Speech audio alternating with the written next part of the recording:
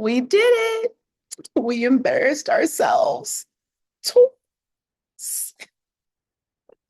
Sorry, there's a little bit of a lag. It is what it is. Let's get this call out the way because I have many thoughts. I have many things to say. And I'm glad I had a week to process so that y'all aren't getting my full wrath.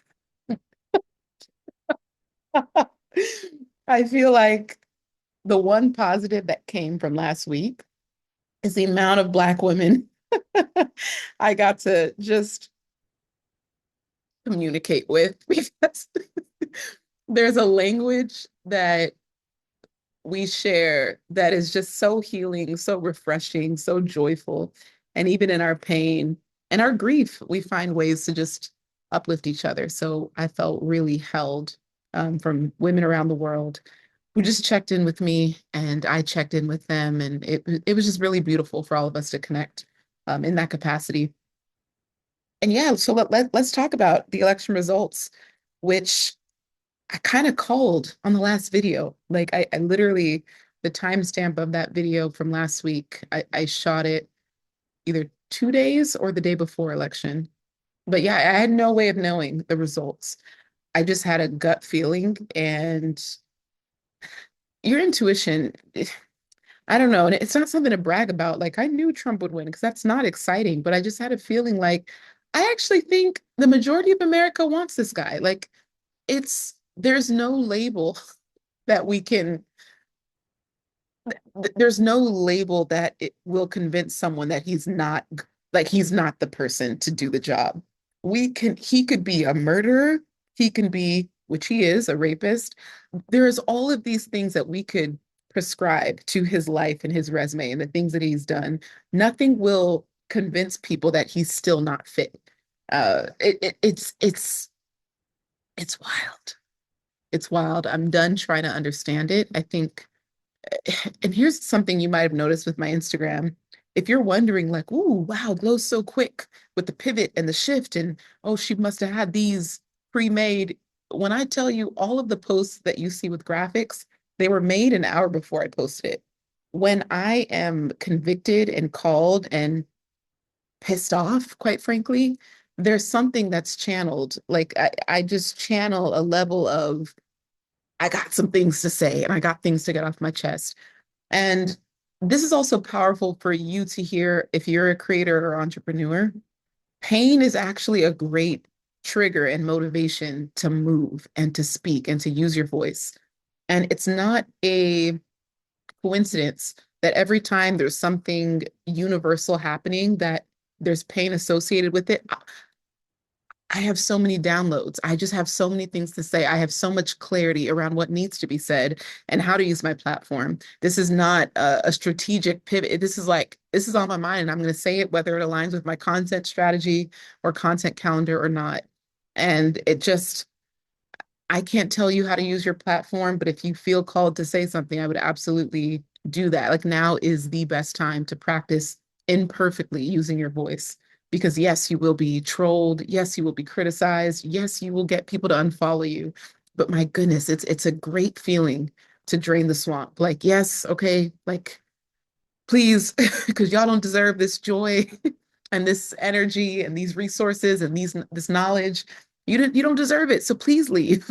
I only want to serve and pour into people who understand that basic human decency is like a baseline for not just us, but the person to hold the most powerful position in this country. There's a lot of conspiracies, of course, going around.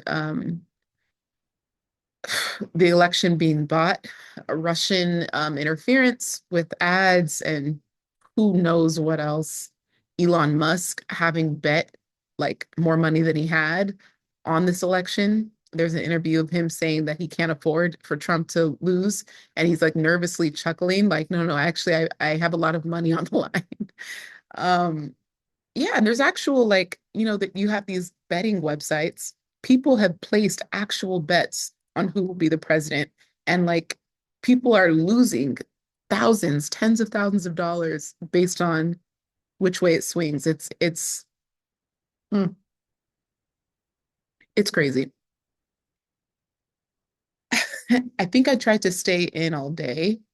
Um, what did Stefan and I do? Because I think I went, he was doing something. I think I just went to him and I was like, it's over. I think, I think,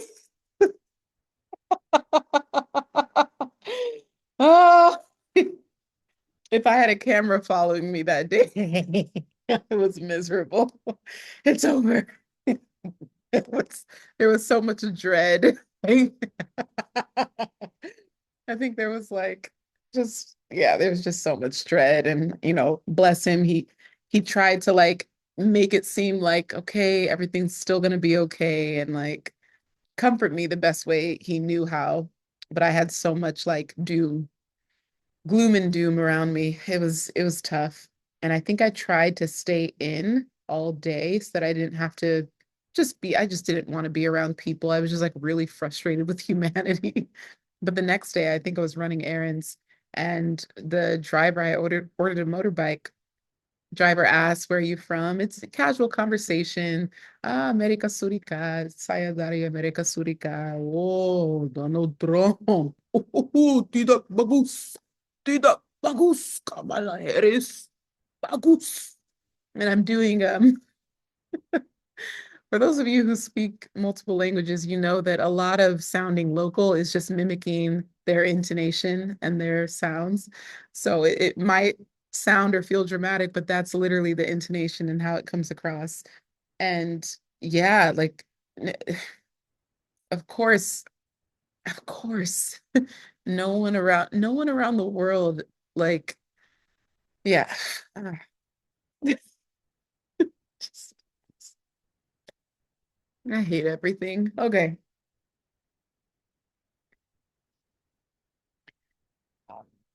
Let's talk about let's talk about social media etiquette.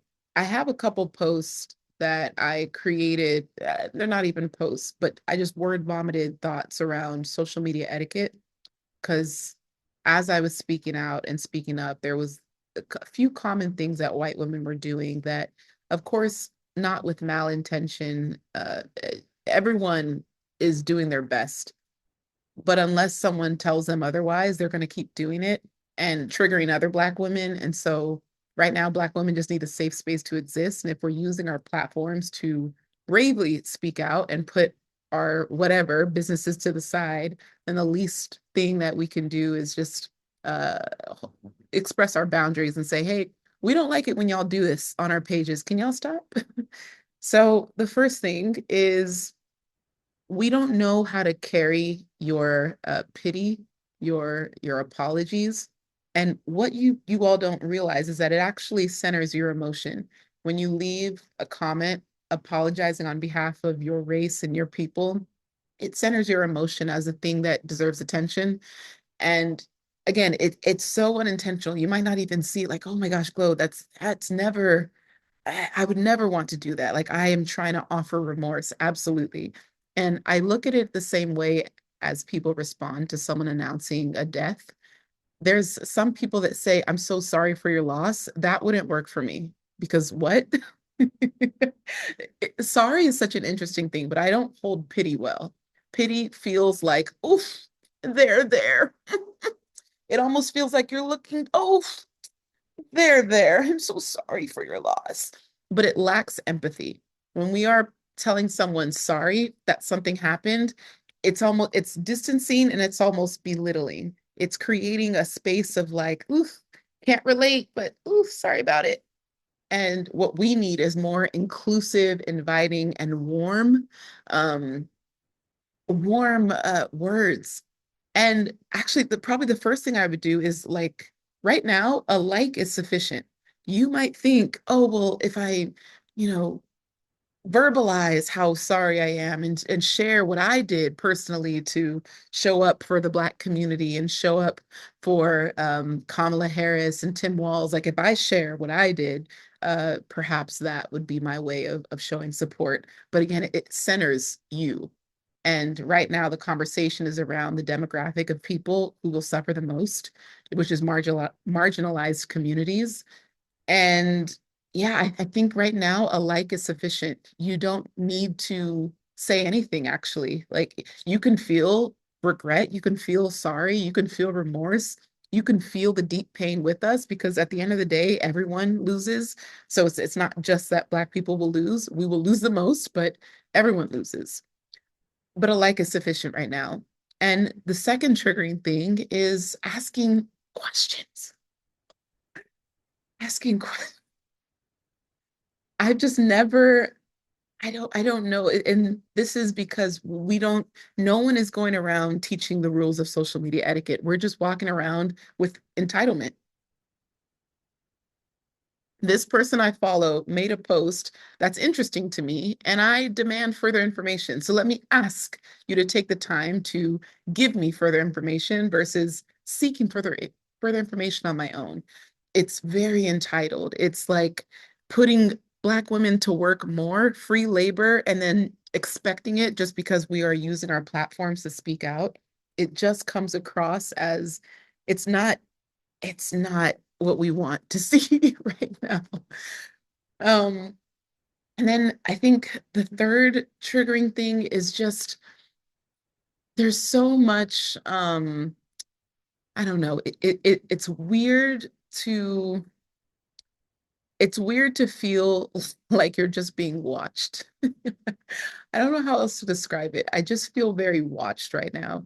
People who have never engaged with my page, people who I don't normally communicate with, they are all of a sudden interested and they're all of a sudden reaching out. And it's triggering because I don't want to be spoken to at a time where I'm grieving, especially if our prior conversations are plus 1 year.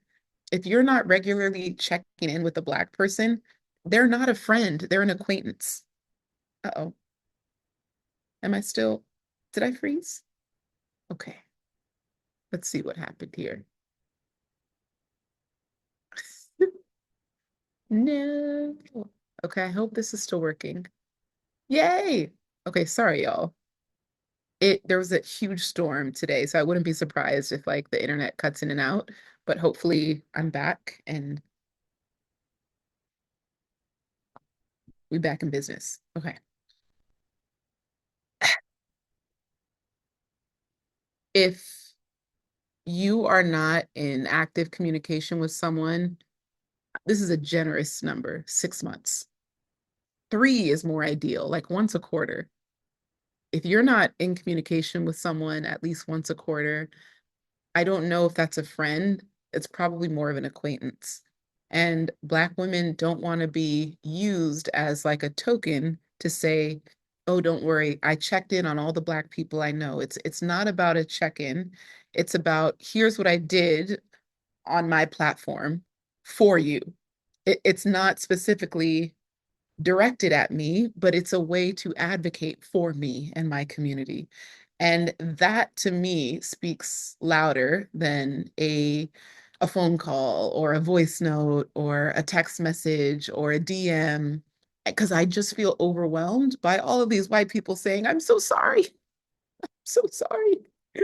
We did our best. And then here's my guilt. And I can't carry your guilt and my grief in the same hand. It's heavy. It's too much.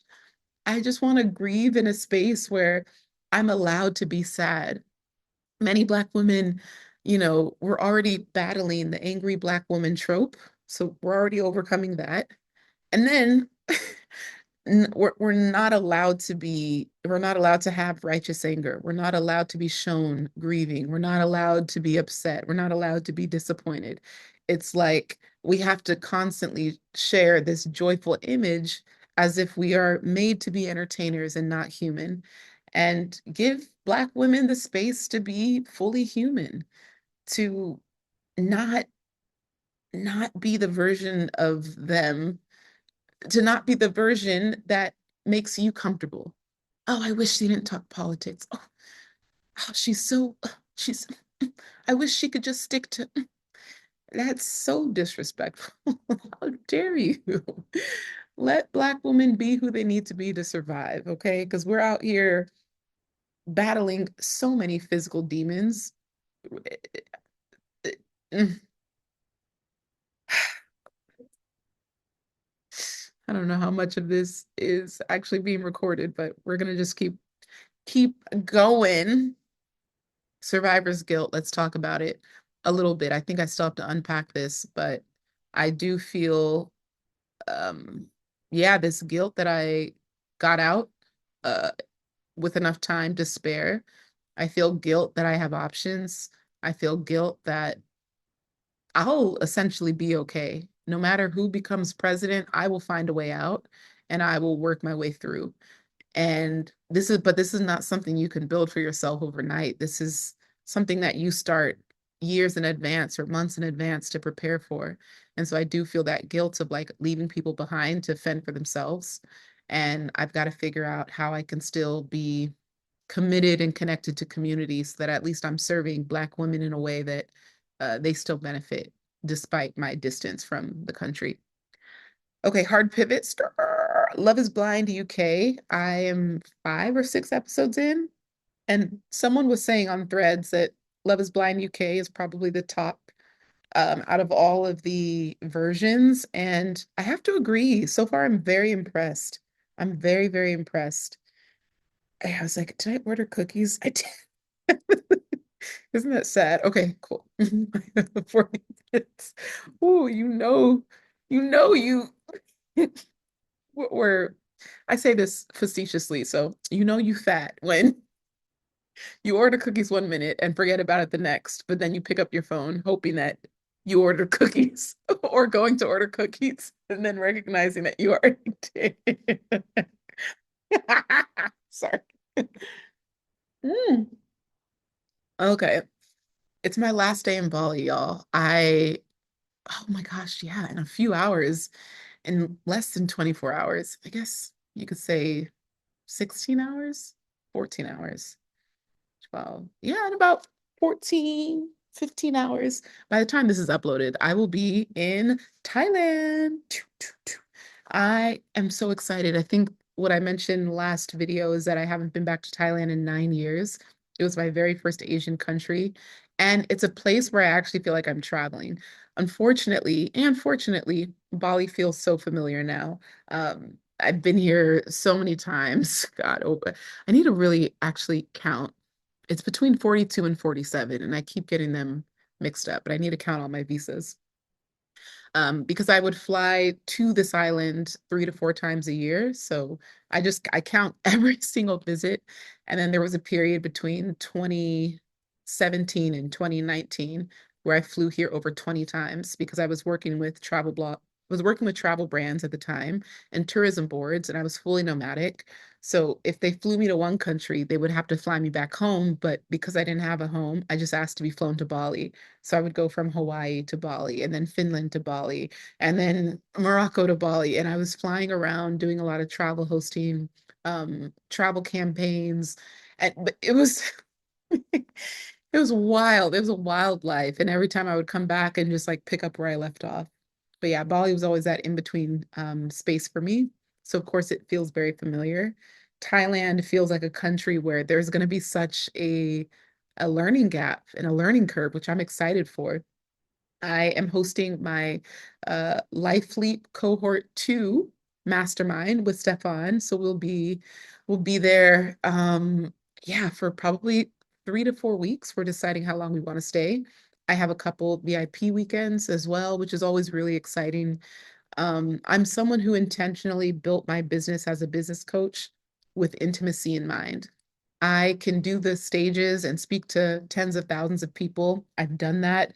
I've spoken, I think my largest speaking engagement was 600,000 people in 2022. I've done that. And it's exciting to do one to many, but I thrive with one to one. And one to one doesn't scale. It doesn't always make sense for your time, but for me, that's where I feel like I'm making the most impact. And I love that I've found ways to continue to keep that even as I grow.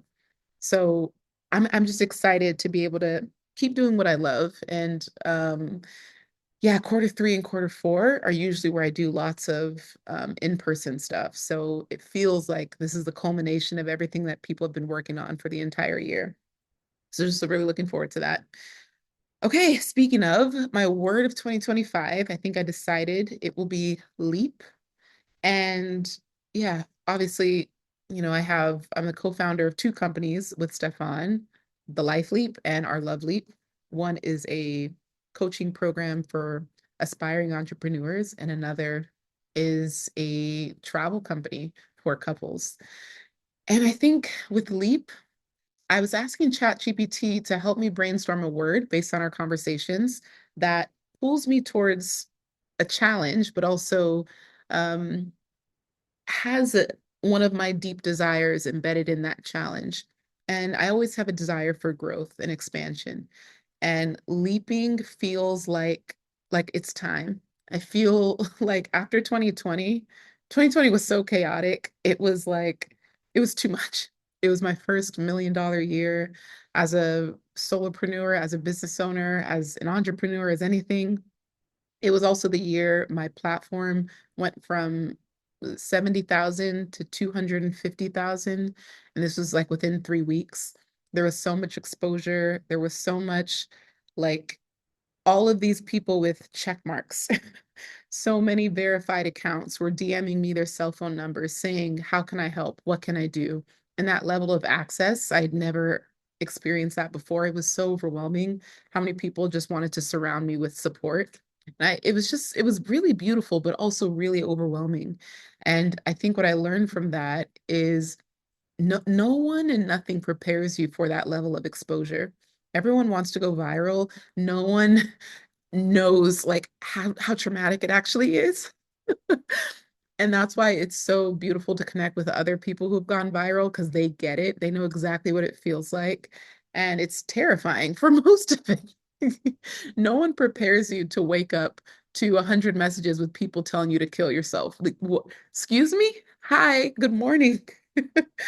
And that was what triggered me turning my DMs off. And so, yeah, my DMs have been off for 5 years, almost 5 years. And it's such a blessing. I don't wake up with this anxiety of who is like wishing harm on me. And now I turn my comments to they have to be following my page in order to comment. And even when they follow my page, there's a 3 day waiting period. This is so sick. There's a 3 day waiting period before you can comment because some people will follow to comment something mean and then unfollow. So I'm like, all right, if you're going to follow and see that you can't comment and you're going to unfollow and leave me alone. So all of these like boundaries and borders I had to like put in place. Um, it, I learned it through experience. So no one again prepares you or tells you that this is an option. I just had to figure out what worked best for me. Mm. Social media. Right now, y'all are watching I guess a real time I don't know. I don't want to call it a pivot because I'm not always pivoting my content strategy when I decide to speak up on something important. But what I am doing is allowing myself to honor what feels necessary. And I think that will always align. You follow people and pages that will post about food one day and comedy the next. And you don't think twice because you're like, oh, I followed them for the person, the personality. Like everything else is like a bonus, but I follow the person more than the actual content pillars. And I've been intentional with building and growing my page with that in mind. So it's not that I'm always having to change and reintroduce, like, hey, everyone, my name is, and this is what I do. Nope, because I'm like, next week I might post something else. And it's freeing, it's liberating, it's not, of course, it's not optimizing for growth, but it allows me to keep a positive relationship with social media. So if that's helpful for any of you, I hope you can implement it for yourself. Cool. Okay. Speaking on politics as an entrepreneur, I don't know if my IG stories will still be up by the time you watch this, but I did a little 5 frame rant or tangent on, you know, whether or not you should judge an entrepreneur for not speaking about politics. Because, from one hand, if this entrepreneur is in charge of paying a team and they have a certain payroll per month, job security is now at risk because let's be real, if 50% of their followers or 50% of their audience are Trump supporters and they put out there that like, hey, go vote, and by the way, go Kamala Harris, they risk losing 50% of their community, profit, revenue, whatever. And so if you have a team that you're responsible for, that can be a very scary thing to sacrifice just like that overnight, without a plan to replace it. So from that aspect, I absolutely get it. What I don't get is people who didn't even say to their community, go vote. If you like opted out of the conversation altogether, because it is our civic duty, it is a civic honor to encourage people to use their voice and to just go out and exercise their right to vote. Like that in itself is it's bipartisan. You're not upsetting anyone by encouraging them to vote. So if people didn't even do that, a little bit of a side eye because again, if you're literally protecting revenue to that degree, to being that extreme, you don't even talk about something that is actually important and doesn't affect everyone in your community.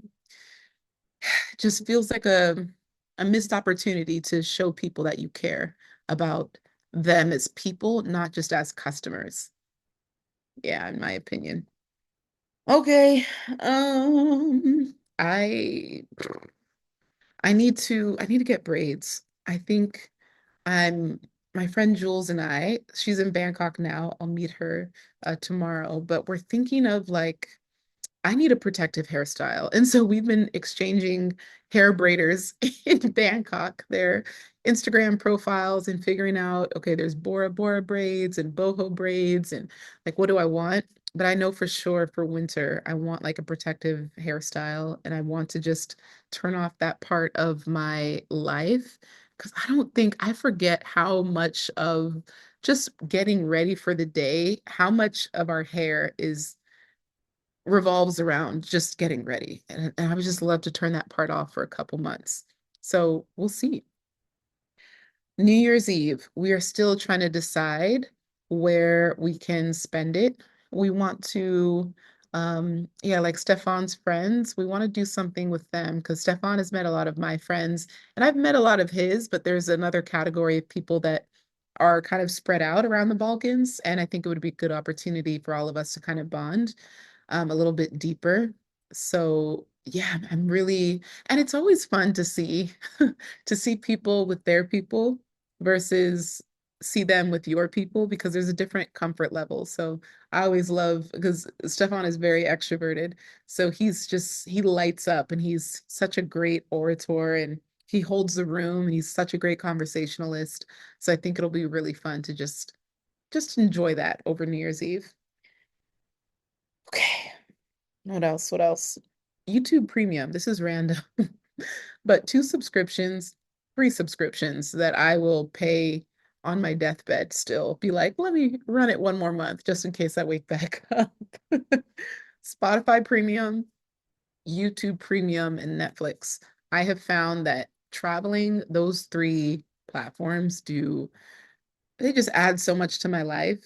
And this is not good. I'm going to share this about Spotify. This is not good. And I encourage you to still support authors when they release new books. But I actually learned from one of my mastermind clients, ironically, that Spotify with the premium subscription now has like a massive library of audiobooks. And I used Audible, like my Audible account has over 400 books on it. So I have used Audible a ton, like that's thousands of dollars of books. And now Spotify Premium has basically a library of audiobooks. So that really excites me because before I would put it on my wish list and try to say, okay, I'm only buying 5 audiobooks a month. And now, like every time I search on Spotify Premium, the audiobook is there. So just knowing that I'm saving hundreds and later thousands of dollars on audiobooks that I would just impulsively buy because I get so excited to um, read new books and just hear what authors are up to these days with their projects. Okay. Last but not least, I've mentioned it, but I'll also be doing the full body health scan in Thailand. I'm excited, maybe a little nervous because you just never know what they could find. But overall, I think I'm most excited to see what foods are triggering bloat.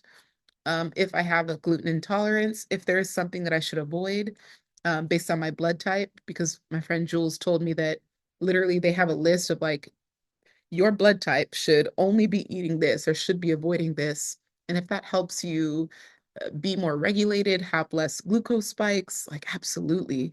Like I don't eat for fashion. I mostly eat for function, except for these cookies.